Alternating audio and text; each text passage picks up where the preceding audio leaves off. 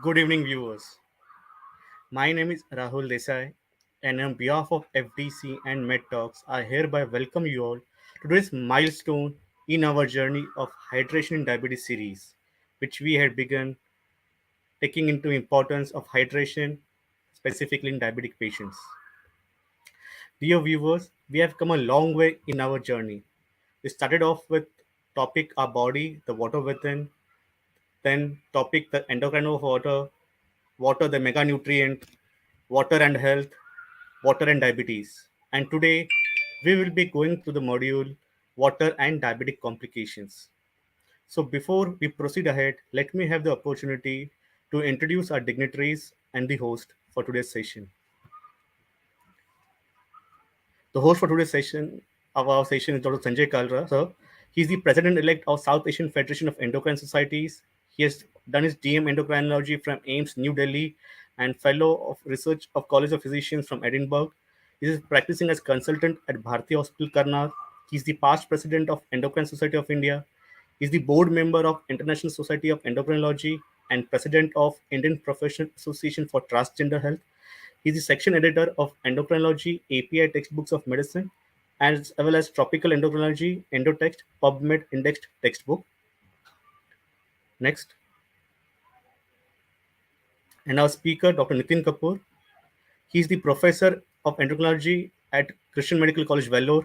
He has completed his PhD research on clinical and genetic indicators of obesity from University of Melbourne, Australia. He is conferred with prestigious AR-SET Gold Medal by Endocrine Society of India in the year 2020. He has been awarded as the youngest investigator award by Sri Lankan Endocrine Society in 2019. He's been awarded as the Melbourne Research Scholarship from the year 2016 to 2020. Then at Tamil Nadu, Dr. MGR University Gold Medal in Endocrinology 2015. A.V. Gandhi Award for Excellence in Endocrine Research in the year 2014. And the Award for Excellence in Endocrine Writing 2014 and several other awards. Dear viewers, diabetes complications often share the same risk factors, and one complication can make other complications worse. And this is our core agenda for today's topic. But before I hand the platform to our dignitaries, let me have the opportunity of announcing the names of those doctors who have answered the quiz questions correctly in the last session. And the winner is Dr. Ashirwad Pawar from Mumbai, Maharashtra. So congratulations to the winner. Next. Dear viewers, we started off this financial year with a very big event where Dr. Vivian Fonseca addressed the audience on scientific approach in improving the vascular and metabolic health in diabetes. If any of the viewers has missed to attend this session is available in the same platform in the archive section. So don't miss this opportunity to go through the session. And with this, I hand the platform to Sanjay Kalra, sir. Sir, over to you. Thank you, Rahul, and good evening, everybody. Good evening to everyone from across the country. And I acknowledge people who've already logged in, people who've already begun asking questions. So, salam, Dr. Afaq Khan. We are on this journey of learning about water, something so simple. We tend to take it for granted, but something that is essential for life. Without water, none of us will exist. We've had many webinars. The last one was on diabetes and water. And we learned how water actually can be used as primary and secondary prevention for diabetes. Dr. Atul Dhingra was our guest last week. Let's continue the discussion this week with Professor Nitin Kapoor from Christian Medical College, Vellore. He'll be speaking to us about diabetes and complications, about how we can use diabetes, how we can use water, not only for primary and secondary prevention of diabetes, but also for tertiary prevention. How we should use water judiciously in various complications of diabetes to prevent them, to manage them. So, Dr. Nitin, warm welcome to this program. Thank you so much, sir. It's a pleasure to share the stage with you and talk on this very interesting topic. So, before we begin, it's so hot these days across India. There's this heat wave going on.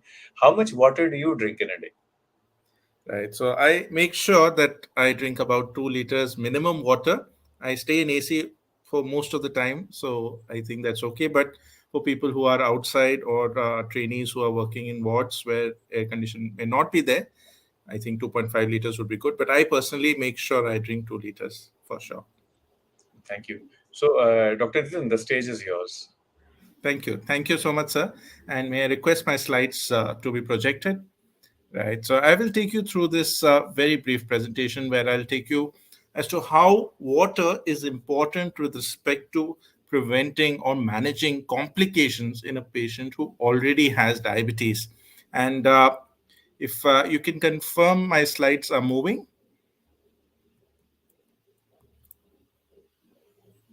Okay, so I presume they are moving. And then I think water is essential for life. As Dr. Kalra mentioned, we talk of water with respect to diabetes when we say water based exercises, especially in people who have obesity. We tell them, swimming is better because you wouldn't hurt your knees if you're running or jogging. We talk of water, and there are studies from Japan which talk about importance of having a hot water bath in people with diabetes and how that can have an impact on glycemic control. But today, we are going to concentrate on the topic as to how water intake can help in prevention of complications. And I think this is a very simple slide where you understand how water intake is really, really important when you talk of diabetic complication prevention. Now, in this slide, we see that if somebody does not drink adequate water, it leads on to stress. Now, I'll say in simple words, I think all of us would agree that there's enough and more literature that stress can worsen diabetes and its complications. But how does drinking less water lead on to stress? And you see in this slide, obviously, whenever we drink less water, our body's homeostatic mechanisms, our body's mechanisms from the pituitary gland would start working and reduce the production of the antidiuretic hormone. So when we are drinking less water, this hormone is going to reduce. It's going to prevent, this hormone is going to prevent any kind of water loss or polyuria. Now, what happens when the ADH levels change or the ADH levels increase? CRH also increase, corticotropin releasing hormone, which in turn acts on the pituitary gland to increase the ACTH. ACTH in turn increases the cortisol production, and cortisol, all of us, we have learned in our first medical year, cortisol is a hormone, a stress hormone for the three F's, the fight, fright, and flight. So that's how we connect water with stress. So if somebody is not drinking adequate amount of water, the body's mechanisms would look into that and thereby produce more ADH in a way to preserve the water that is already there in the body, will reduce the urine output. But in the bargain, we know that ADH has another important hormone which works side by side. It stimulates CRH.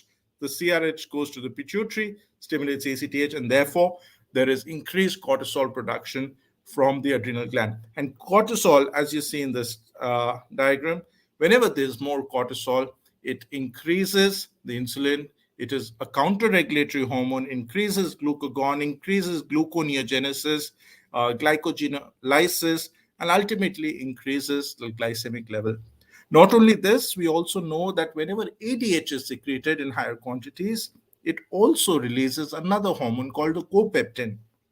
And this copeptin has shown directly to act at the level of the pancreas and at the level of liver, thereby making this whole problem more complex and increasing the glucose levels. So overall, different studies have shown that drinking less water, not only increases the probability of developing diabetes, but overall uh, leads on to poor glycemic control. And if this is continued for a long time, can lead on to complications. Let's look at one study. And this is a study, this was published last year in February and in Journal of Diabetes and Metabolic Disorders. And what they have studied in this particular article is that if we increase the pre-meal water intake by 1 liter, it's a randomized control trial. In this, they have given extra 1 liter water to a group of people with diabetes and have not given that extra 1 liter, the standard, what we all follow, to another group. And it's very clearly shown that it does not only have impact in reducing the glucose levels, but also the cholesterol levels, also the body weight, BMI, even waist circumference, and also copeptin levels. So we see that overall, increasing water in a randomized controlled trial recently published has shown to not only reduce glucose but even cholesterol and other metabolic markers. So there is evidence to support what we are talking. And yes, hydration is important in diabetes. It's not only for just the glucose levels, but overall improving the plasma volume, improving the osmolarity of the blood, ultimately leads on to reduced glucose, also reduced blood pressure, also reduced cholesterol, and ultimately the cardiometabolic risk, the cardiovascular risk comes down. So that's one important thing that we learn. Hydration not only reduces the glucose levels, but also the associated cardiometabolic risk. And this is predominantly rooted through the cortisol axis. Let's look at another important point. When we have a patient with diabetes and we talk of different ways in which water can affect, and the other important aspect is drugs. We all know that we prescribe a lot of anti-diabetic agents. There are more than 8 different classes of drugs that are available today in the market, in the Indian market as well. And how does water play an important role? When we look at so many CVOT trials that have been done, the two classes of drugs that actually stand out from all the other drugs are SGLT2 inhibitors and GLP-1 analogs. I know they are expensive, but these are the drugs that provide some kind of cardiovascular benefit. SGLT2 inhibitors mainly work by producing glycosuria. They increase the amount of glucose that is excreted by the urine. Well, very well and good. It's important. It helps to reduce the sodium. It's very good for the vasculature. But what is the side effect? When there's large amount of glucose which is present in the urinary bladder, that would be a source of infection. And if my patient is not voiding frequently, is not drinking adequate water, that glucose will be very concentrated in the urinary bladder, a very good menu for a bacteria to strive on and leads on to recurrent urinary tract infection. So whenever in my practice I prescribe an SGLT2 inhibitor, the three instructions I will always give to my patient: drink a lot of water, void frequency, avoid to hold the urine for a long time. Just make sure that every 2 to 3 hours you go and pass urine. And third, very important point, it is to maintain genital hygiene. So we see that water is not only important to prevent diabetes complications, it is also important when we prescribe drugs. What about GLP-1 analogs? And very recently, last month, the semaglutide, the oral semaglutide, has been launched in the market, and yeah, some of us would have used it. So what has that got to do with water? I think the most important instruction if you're prescribing this drug is that the patient should take this drug on empty stomach with just a sip of water. Usually we tend to say, okay, it's good to drink a lot of water when you take tablets because that will get absorbed, that will get washed out. But just 120 ml of water is what is required when you take semaglutide. And that's a very important message. If you take a lot of water, this drug will not remain in the stomach, will not get absorbed, and the 300 rupee tablet will actually go waste. So we're learning that water is important also in terms of prescription of anti-diabetic agents. What about water with respect to complications of diabetes? Talking about liver disease, talking about kidney disease, and talking about heart disease. Let's talk about heart failure first. And I think all of us are well aware that patients with diabetes are at more risk of developing heart failure. If you look at studies, the odds ratio is as high as 2.5 times, which means in simple words that a patient with diabetes would have 2.5 times more risk of developing heart failure than somebody who's not a diabetic. And we know it can lead to pulmonary edema, right heart failure, and which can go down, if it's severe, also down to the legs and peripheral edema. And irrespective of the kind of ejection fraction, we can have heart failure with a reduced ejection fraction that is marked in red, or heart failure with normal ejection fraction, ultimately it does leads on to kind of an increased backward pressure, and to an extent our lymphatics can handle it, but either in the setting of an acute myocardial infarction or a chronic increase in intravascular hydrostatic pressure, we see that it can lead on to pulmonary edema, it can lead on to peripheral edema, and ultimately that causes problems. Talking about fluid restriction in heart failure, yes, it is very, very important. It is important to counsel the patients to drink smaller, frequent, volumes of water. Always keep a smaller glass rather than drinking from a whole big bottle. The average recommendation would be around 30 ml per kg per day. It's important to counsel the patient about restricted water intake because at one side you're giving a lot of diuretics, on the other side you don't want the patient to drink a lot of water. The importance of restriction of salt is also equally important. What about renal disease? And diabetes, is the most common cause of chronic kidney disease globally. If you walk into a dialysis unit anywhere in India, in any hospital, 8 out of 10 patients would be having dialysis because of diabetes related CKD. So, yes, diabetes is associated with renal disease. And when we learn about renal disease, there's a huge spectrum that we're talking about. There's a small spectrum of acute renal failure that may happen in patients who have dehydration. There may be patients who have chronic kidney disease ranging from stage 1 to stage 4. And there would be the far end of the spectrum where these patients are having stage 5 CKD, wherein they need renal replacement therapy. Well, the importance of water in all the three stages is different. We all know that acute renal failure, where there is acute dehydration, we have to give a lot of water. In diabetes practice, we see patients with diabetic ketoacidosis. And what we are taught is as soon as the patient comes to the emergency, we ask the intern to just squeeze in that much amount of saline as a first fluid because we know there is so much of water deficit. When you talk of end stage renal disease, we're trying to restrict water. The patient is probably doing dialysis twice or thrice a week, and I don't want the patient to develop any water retention or pulmonary edema a day before the dialysis, and though I would restrict water there. But what about the stages in between, stage 2, stage 3? And there are enough and more studies, as you see on this slide, where they have advised that drinking extra water during that time in stage 2, 3, and 4, or up to stage 3 for sure, you will probably provide some benefit in terms of renal function in these patients. So yes, in renal patients, also in stages up to stage 3 CKD, drinking water is helpful.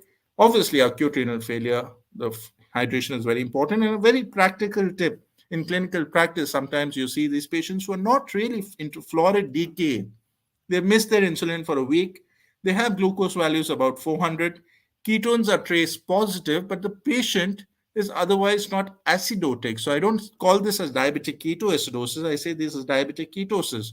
And yes, I get back on the insulin. Sometimes, if I can follow up these patients on OPD basis, the most important instruction that will prevent worsening of ketosis is drinking a lot of water. And that is something which is important. Talking about fluid intake in liver conditions, yes, we know that in patients with liver disease, again, there is a third space loss, and these patients are very edematous, but the intravascular volume is very low. Salt restriction is important, but in early stages, and when we connect diabetes with liver disease, I think the disease that comes to our mind is NAFLD, non-alcoholic fatty liver disease.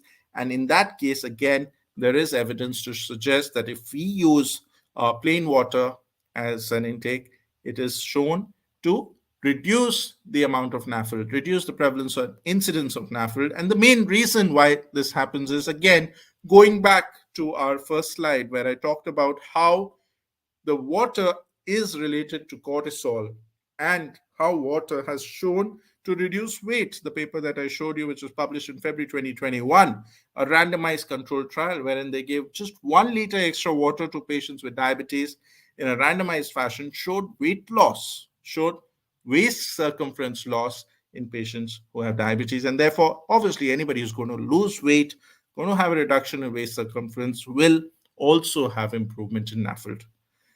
Fluid intake in acute infections, another very, very important point. We've just seen the COVID pandemic, one wave, two wave, three, fourth, we don't know. But yes, any acute respiratory infection, it's important to ask that patient to be hydrated. Many times these patients have high fever, and therefore we want them to replace the water that is lost because of the fever. It's important to treat that dehydration. It's also important, they're sometimes losing a lot of mucus, and if they are dehydrated it would be a very thick mucus which is very difficult to excrete, and therefore again drinking water is helpful in acute viral infections. So cutting a long story short, I think what we've learned in this small presentation is yes, water has many roles in diabetes. We've talked about water based exercises, the importance of hot water bath, but what is also very important is water intake. We talk in people who already have diabetes, we can improve the glycemic control, the weight, the waist circumference. We saw the mechanisms, how it works through the cortisol axis, and this is important. The second important message that we learned from this talk was about the importance of using drugs in terms of water connection. Patients with SGLT2 inhibitors, the three instructions that we would always prescribe them along with the drug, and one of them is increased water intake. And absolutely opposite recommendation when we prescribe oral semaglutide. We talked about the importance of water in patients with heart failure, whether it is with preserved ejection fraction or reduced ejection fraction. Yes, they are prone to develop edema, and water and salt has to be restricted. We also talked about the importance of patients with diabetes who develop CKD. We talked about the different spectrum of renal disease, how water intake is very important in acute renal failure in patients who have DKA or just diabetic ketosis. Water is important, but we also talked about the importance of water in early stages of CKD and importance of restricting water in end-stage renal disease. We talked about the importance of water, weight reduction, and NAFLD reduction prevalence in patients with diabetes. Yes, it's important to supplement oral fluids. It's important to carefully monitor that. Up to 1.5 to 2.5 liters of water is recommended for most people. In those who are having an enteral feed, free water has to be provided separately, and various liquids are available for water intake.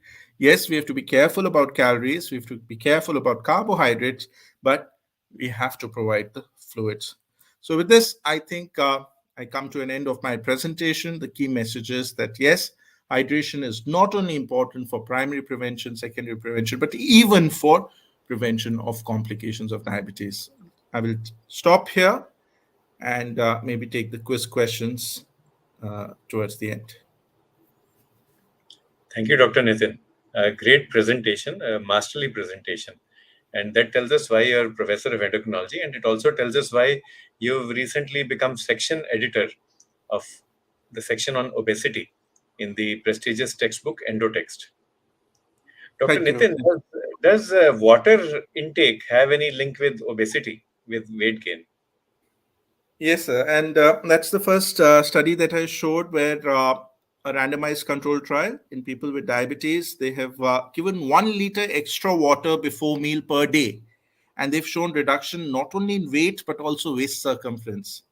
And this may be mediated through the cortisol copeptin axis, maybe mediated through satiety, just because of, the gastric dilation and the production of ghrelin. But yes, it has been associated with weight loss. So drinking adequate amount of water before meals, not after meals, that actually may help you reduce your glucose levels and also your weight and waist. A question coming in from Dr. Afaq Khan, and that is, uh, can a person take sweet water, if he or she has type 2 diabetes? Right. So sweet water depends the sweetness has come from where. If the sweetness has come from glucose, sugar, sucrose, the answer is no. But if the sweetness has come from sweeteners, artificial sweeteners, yes, occasionally you can take it. Products like saccharin, sucralose can provide sweetness without increasing your glucose. And he continues with this question. And now people speak about diabetes reversal, diabetes cure, diabetes remission. what is the correct terminology and what is the status of cure or reversal of type 2 diabetes? So yes, this was initial work which was from the UK by Professor Roy Taylor in Cambridge, which showed that very strict diet, very calorie restricted diet could reduce diabetes, actually reverse it to normal in those people who have early stages of diabetes, who have obesity and are able to successfully lose weight by very low calorie diet. Yes, the follow up data right now is only for 2 years, and we're not sure how long the maintenance of this reversal would be. But yes, definitely temporarily it could help in reversing the pattern of diabetes. So, yes, very strict calorie restriction can help to reduce, reverse, or even cure diabetes. With this, perhaps, Dr. Nitin, we can go on to the quiz questions for today. Right. Can I have the presentation back again?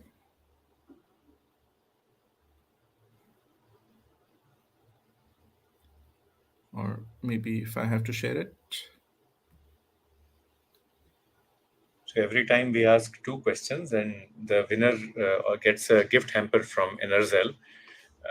In summer months, we have to be mindful of not only fluid balance but also electrolyte balance.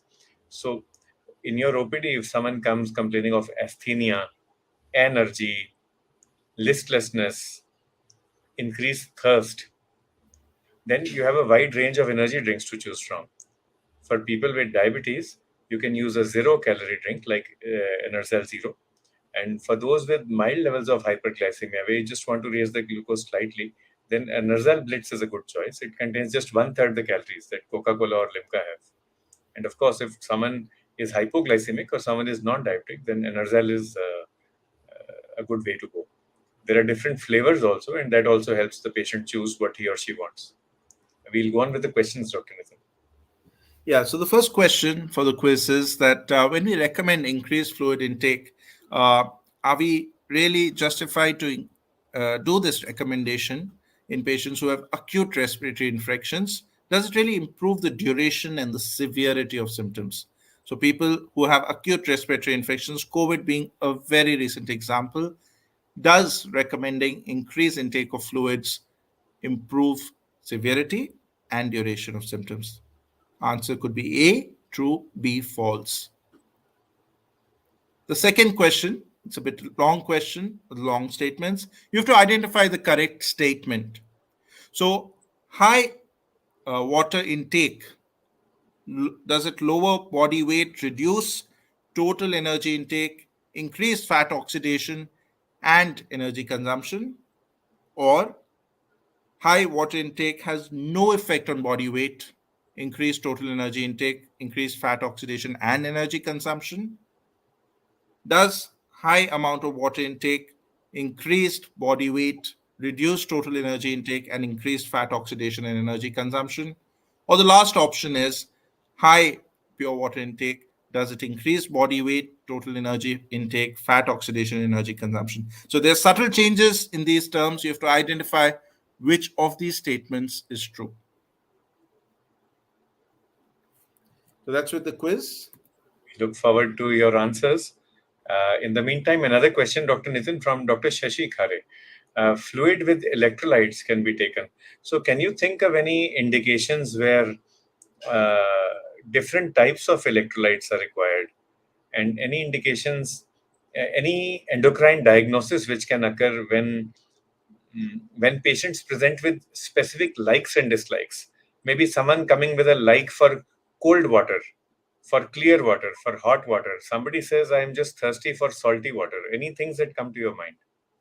Absolutely. So these are very, very important symptoms and they give a clinch to the diagnosis. Somebody asking for preference for cold water is often a diagnosis which deals with another type of diabetes called diabetes insipidus.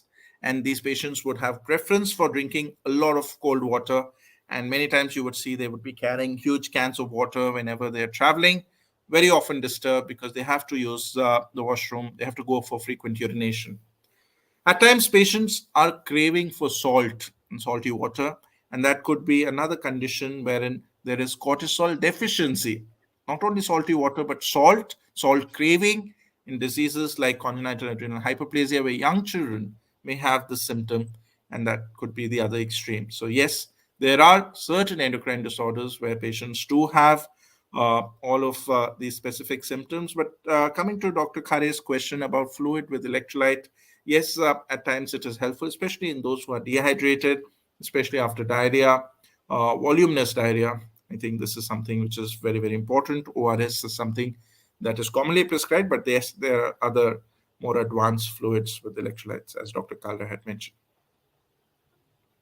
So thanks, Dr. Nitin, for clarifying that.